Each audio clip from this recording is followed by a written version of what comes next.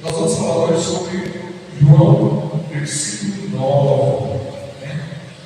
E aí, mamãe começa a ler para vocês. João capítulo 9, versículo 1 em diante. Né? A gente vai continuar com o curso de Cristologia. Enquanto Jesus caminhava, viu um homem cego de nascença, e os seus discípulos perguntaram: Mestre, quem pecou para que este homem nascesse cego? Ele ou os pais dele? Jesus respondeu: Nem ele pecou, nem os pais dele, mas isso aconteceu para que nele se manifestem as obras de Deus. É necessário que façamos as obras daquele que me enviou enquanto é dia. À noite vem, quando ninguém pode trabalhar. Enquanto estou no mundo, sou a luz do mundo. Depois de dizer isso, Jesus cuspiu na terra, fez lama com a saliva e com a lama limpou os olhos do cego. Então disse ao cego: Vá lavar-se no tanque de Siloé. Siloé quer dizer enviado. Amém. Você vê que aqui eles tinham uma ideia de que se uma pessoa sofria, é porque pecou. Se estava bem, ele estava pensando por isso, Deus estava bem. E não é assim. Não é assim. Se não, o ímpio não tinha vitória, porque o ímpio pega. Só os homens de Deus, os servos de Deus, deveriam ter as melhores coisas, porque Deus abençoava eles sempre, se fosse essa a ideia. Mas aqui Jesus ainda diz: esse aí, quem pecou ele, quem pecou o pai, mas esse tem um propósito, para que a glória de Deus se cumprisse. Por quê? Porque ele tinha aquela cegueira para quando Jesus passasse, pudesse curá-lo e ali ficasse registrado mais uma glória de Jesus. É interessante que a própria Bíblia diz que os milagres de Jesus não foram só esses que estão descritos aqui, foram muito mais. Mas alguns vieram parar na Bíblia. Nem todos, mas alguns pararam na Bíblia. Por quê? Porque convinha que fosse assim, que através deles nós adquiríssemos conhecimento. Então, Jesus quer nos trazer informações e conhecimento por meio de cada passagem.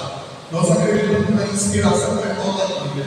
A Bíblia não é somente escrita, não é somente alguém que resolveu escrever, falar o que aconteceu, não. Ele foi inspirado, porque essas palavras, elas são esmiuçadas de todas as formas possíveis.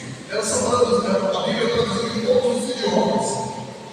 A Bíblia tem pessoas estudando ela, procurando erro, procurando alguma coisa para poder contradizê-la, mas ela é perfeita, ela é correta, ela é simples ao mesmo tempo, ela é profunda, né? Então é a perfeição de Deus.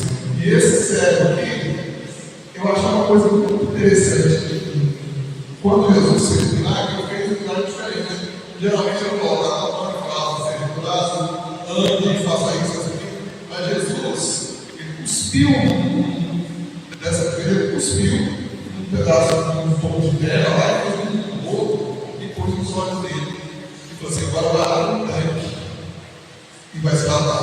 O tanque chama enviado. O enviado, na verdade, quem foi? Jesus foi o enviado. O enviado sabe que era. O enviado sabe tampar até o tanque, que se chama enviado. Tudo na Bíblia tem um sinalzinho de alguma coisa que está atento, né? E o que eu vejo? Todas as vezes aconteceu, Jesus usou não somente as palavras para curar, mas ele usou um artifício, alguma coisa aconteceu. Essa vez ele cuspiu, então saiu dele. E a vez que eu olhei para o momento, a mulher da condição, porque ele viu, levou de mim, saiu da noite. Entendeu? Ele curava sem ver. O poder é esse: cura sem nem ver. Irmãos, isso para mim só mostra uma coisa: que tudo que saía dele era bom. Tudo que saía dele era cura. Ou era cura para o corpo, ou era cura para a alma. Ou ele curava o corpo quando alguém estava enfermo, estava doente, ou ele curava a alma quando estava parada, estava enfermo. Eu quero que vocês imaginem assim cena. Você morando naquele local. Sabe qual é a média de vida? 30, 40 anos. 30, 40 anos é a média de vida. Hoje no Brasil é 76.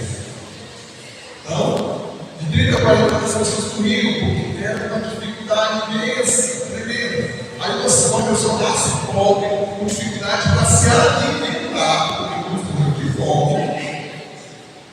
Vem Jesus e diz assim: olha, vocês vão herdar uma coisa muito grande, vocês são filhos de Deus. Jesus pega para a pessoa que estava arrasada, não tinha nada, e faz ele fala: você vai herdar o reino. Entenderam? Então, Jesus não dava somente a questão física. Jesus tomava, explicava para as pessoas e transformava elas, e colocava uma alegria no coração delas, que elas não queriam mais viver sem Jesus. Por isso que muitos aceitaram ser jogados por exemplo, mas não negavam Jesus, porque a promessa era grande. E eles acreditavam, porque eles viram. Se você vê Jesus, nós acreditamos em Jesus e não vivemos com ele. Imagina você ver ele fazendo as coisas, os milagres acontecendo. Então não dá para negar. Eles não queriam negar. O pastor Júlio, eu acho que tem duas coisas que ressaltam muito a questão dos evangelhos. Se prestar atenção, ele está cheinho. São atos proféticos, né? De, ó, vai lá e faz isso, ó, faz, né? Tal coisa. Tipo um ato profético, né? Porque Deus podia, Jesus podia só falar assim, está curado, pronto, né? A gente sabe. Mas ele sempre mostrava um ato profético para a pessoa fazer. E outra coisa, a questão da fé, né? Várias vezes ele fala: é a tua fé que te salvou, é a tua fé que te curou. Então, a importância da fé para receber aquilo que é de Deus, né? E o poder de Deus é tão maravilhoso que toda vez que alguém usava dele, ia lá e usava o milagre, era sempre tudo. Porque a pessoa ficava maravilhada por ser usada. E ao outro recebia a bênção. Então, era perfeito.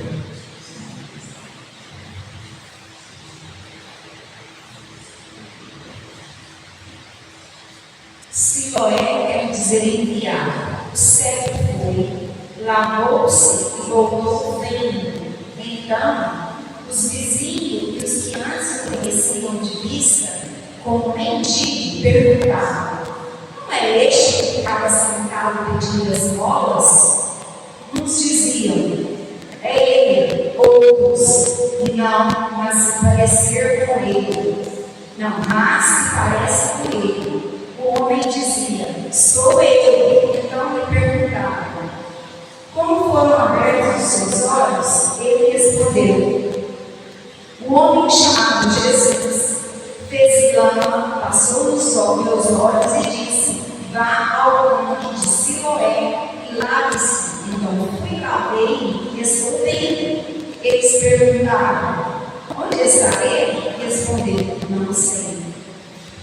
Recebeu uma coisa tão interessante, falou assim: onde está ele?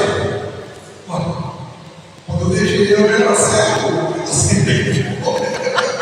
Eu só vou depois que eu fui no tanque que eu fiquei.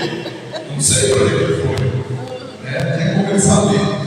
E ele está dizendo que eles começaram a questionar: será que é ele mesmo? Parece só com ele.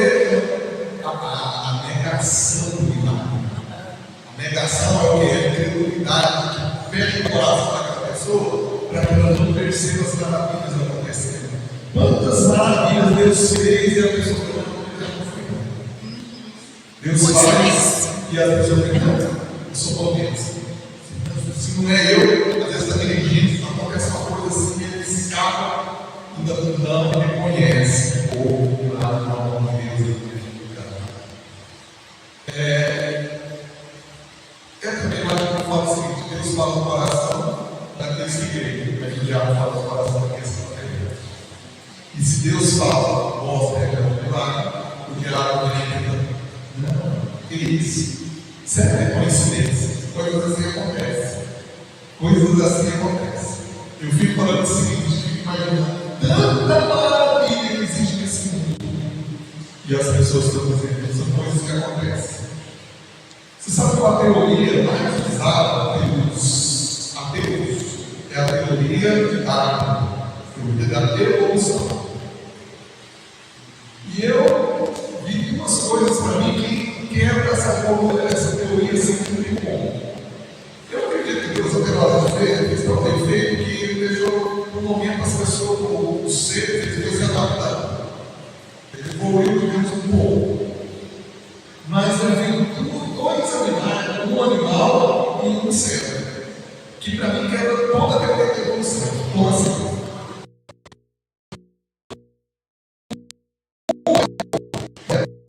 Ela volta lá para o casado, ela faz um formato de um pássaro. Por quê? Porque o predador dela é um pássaro. Então, quando o pássaro olha, não vê lá que é um pássaro. Aí eu falo assim: como é que alguma coisa evoluiu? Olha o tanto que ele evoluiu no céu. Ele teria que pensar, associar que quem come ele é um pássaro. Então ele deveria fazer um pássaro nas costas sem ver como é que é o formato. Você está vendo? Porque evolução aí. Como é que evoluiu desse jeito? E o segundo é uma cobra no meio da deserto. Ela quase não tem alimentos, mas o que ela fez? Então, para conseguir alimentos. No rabo dela desenvolveu um bichinho, que é um alimento do passarinho. Ela precisa do rabinho dela, cria um perninho, um cabecinho, e ela fica assim, ó, pescando o passarinho. O passarinho vai vir para comer e ela não passa. Como é que alguma coisa evoluiu para algo tão complexo? Ela teria que raciocinar outra coisa. Se a evolução fosse assim, por que eu queria você pode criar? Onde é que sai essa evolução? A evolução parou? Por que outra coisa? Porque todos os bichos que conhecem quebram lugar. A evolução acabou. Quer dizer, gente, é o Criador, esse mundo, essa perfeição querida, tem um Criador, tem alguma coisa extraordinária por trás disso. Mas eles continuam falando, né? Evolução, negação. Agora, se não eu tenho história, você está preocupado. Versículo 13. Os fariseus interrogam o cego. Levaram aos fariseus aquele que antes era cego, e era sábado, no dia em que Jesus fez a lama e lhe abriu os olhos. Então, os fariseus lhe perguntaram outra vez, como podia ver? Ele respondeu: ele pôs lama sobre os meus olhos, lavei e estou vendo. Por isso, alguns dos fariseus diziam: esse homem não é de Deus, porque não guarda o sábado. Mas outros diziam: como pode um homem pecador fazer sinais como este? E houve divisão entre eles.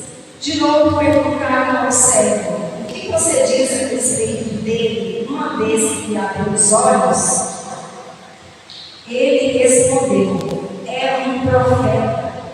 Os judeus não acreditaram que ele tinha sido cego e que agora podia ver, enquanto não chamaram os pais dele e lhes perguntaram: é este o filho de vocês, que vocês dizem que nasceu cego? Como é que agora ele está vendo?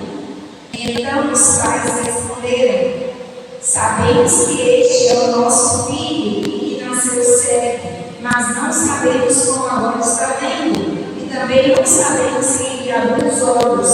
Perguntem a ele, pois já tem idade e poderá falar por si mesmo. Já tem idade. A princípio eu pensava que era um homem, mas aqui mostra que ele já tinha idade. Quando é que começou a alcançar a maioridade naquela época? 14 anos. 14 anos, Davi, ele se tornou em 15, 16. Então, 14 anos era tipo maduro. Mesmo que ele morreu em 30, 40 anos.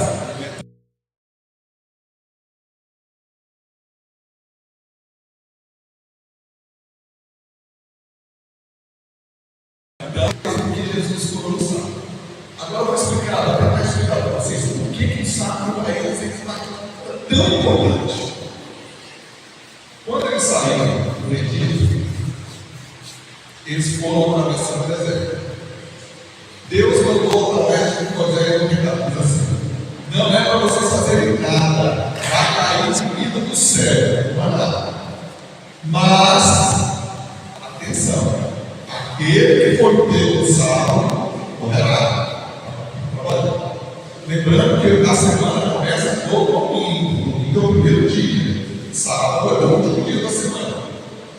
Um dia pegaram o homem que estava querendo para ele. No sábado. Aí chega o Moisés e diz: eu vou consultar o Senhor para ver o que nós vamos fazer. Aí o homem disse: puxa, foi um gravetinho, uma coisa qualquer, então isso vai ser pouco, né? Mas aí Moisés perguntou assim: Deus, Senhor, o que eu faço? Ele disse que ele quebrou a nova terra, leva ele para a calma e apedreja ele para a morte. Essa foi a mandamento de Deus. Então, aquilo ficou um alvoroço deles sobre a questão do sábado. E eles precisavam do sábado. Por que eles precisavam do sábado?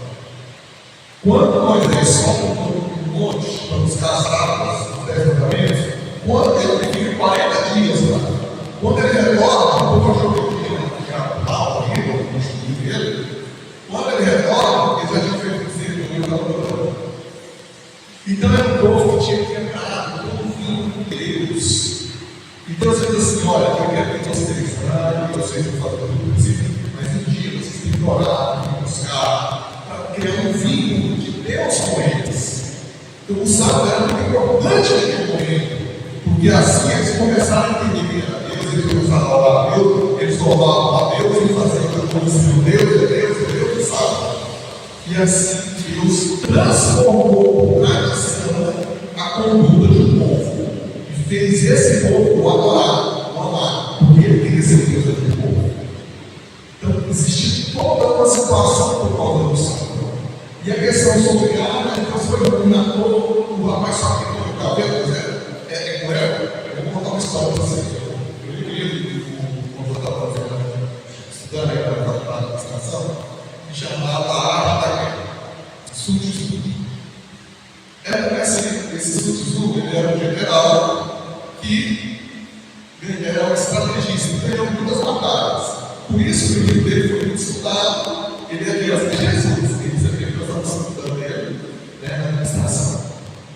E o que ele uma coisa que chamou bastante atenção nesse livro, é que o rei certamente chamou ele uma guerra, falou assim: olha, você é estrategista, você pode fazer de qualquer um grande soldado. É verdade. De qualquer pessoa você pode se transformar em soldado. Aí ele falou assim: então eu quero que você faça uma demonstração. Como posso cumprir essa igreja. E essa daí, você consegue transformar ela em soldado? O senhor me dá autoridade? Eu te dou autoridade. Aí ela falou só uma coisa: sentiu? Essas meninas, estão brincando, soldado, né? E uma pessoa, aí eu falei: aquele caminho, pode olhar agora na cabeça. Adivinha o que vocês? Entendeu? Ou seja, uma proporção grande, todo o restante fica nada. E aí ele conseguiu colocar na hora, porque o povo sabia que toda a ordem dele poderia ser por ele. Uma morte só fosse estabelecida. Quando Deus falou, aquele rapaz que foi o cabelo, os outros todos começaram a fazer o que era correto. E é por isso que tinha tanto dele, já desde o passado, 1500 anos, até a de Jesus, depois de Moisés. Moisés, a Jesus, 1500 anos de passado. E eles entendiam fazer alguma coisa no sábado, senão adorar a Deus. Significa que a missão foi boa. Né? E aquele altar do deserto fez com que criasse uma tradição e que o pai ensinasse muito ferro. O sábado cuidado, o sábado cuidado. Se você morre, Deus pode te matar. Se não for fisicamente, você pode encontrar no céu por causa do sábado. Então é por isso que eles tinham tanto medo de quebrar o sábado. E a oração do sábado. Jesus falou: eu vim aqui para contar isso aí. Chega, você já entendeu, você já viu. Agora, deixa comigo, eu sou o Cordeiro de Deus, estou andando aqui, sou o Senhor do sábado, todo dia é dia de Deus, é só sábado, entendeu?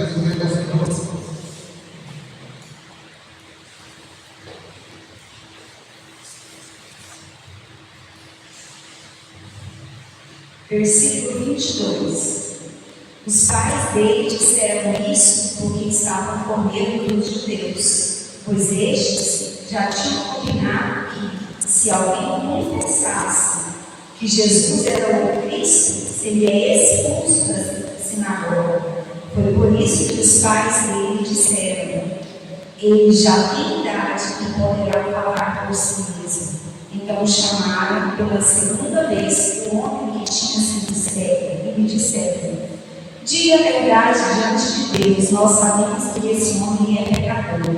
Ele respondeu: se é pecador, não sei, uma coisa sei, eu era cego e agora vejo. Perguntaram-lhe outra vez: o que ele fez a você? Como lhe abriu os olhos? Ele respondeu: já lhes disse, mas vocês não ouviram. Por que querem ouvir outra vez? Por acaso vocês também querem se tornar discípulos dele? Então o insultaram e lhe disseram: discípulo dele é você, e nós somos discípulos de Moisés.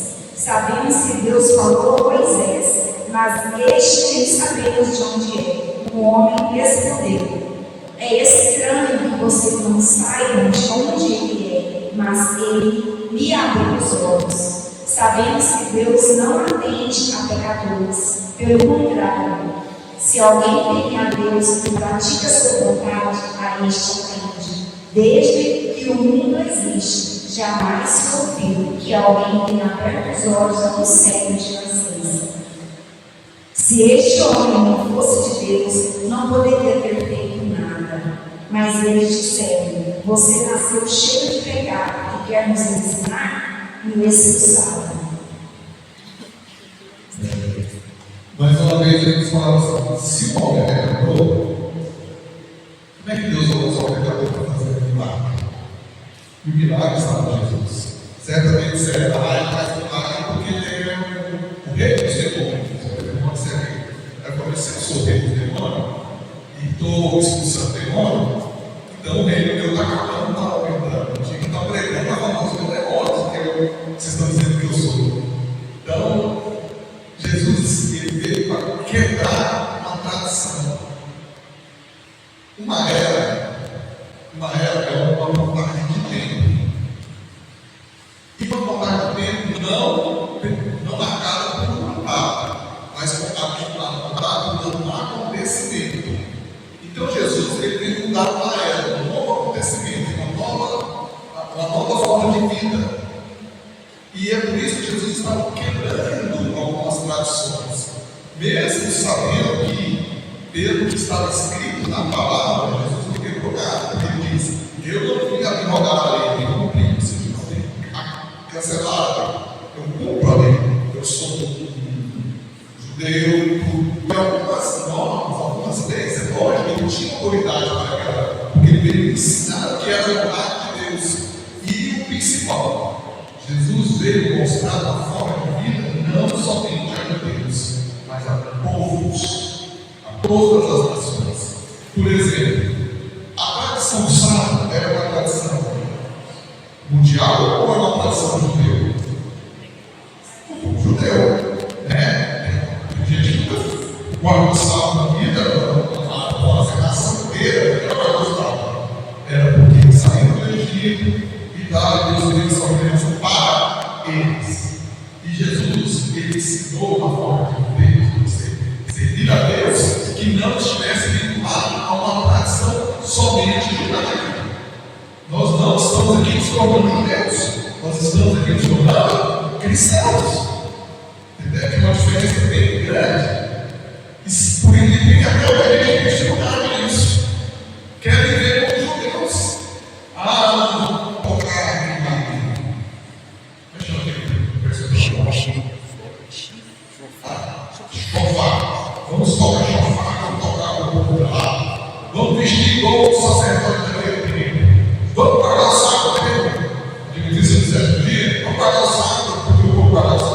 querer viver tradições de judeu, mas nós nunca fomos judeus.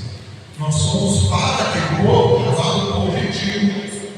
E uma das coisas mais interessantes que eu vejo é que quando Jesus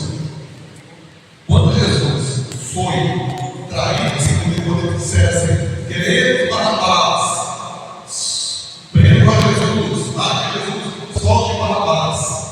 Naquele instante em que eles escolhem Barrabás e mandam prender Jesus, Deus tinha uma aliança para com aquela nação. Ele falou: vocês serão meu povo, eu serei o vosso Deus. Mas era só aquela nação. Nenhum outro povo tinha direito a essa aliança. Mas quando houve uma aliança, ele era Deus daquele povo e cuidava do seu povo. Mas quando eles disseram, queremos Barrabás, mande Jesus, a aliança é quebrada. E quando a aliança é quebrada, aí João diz: no princípio era o verbo estava com Deus, e o verbo era Deus. E todos quando receberam, foram feitos filhos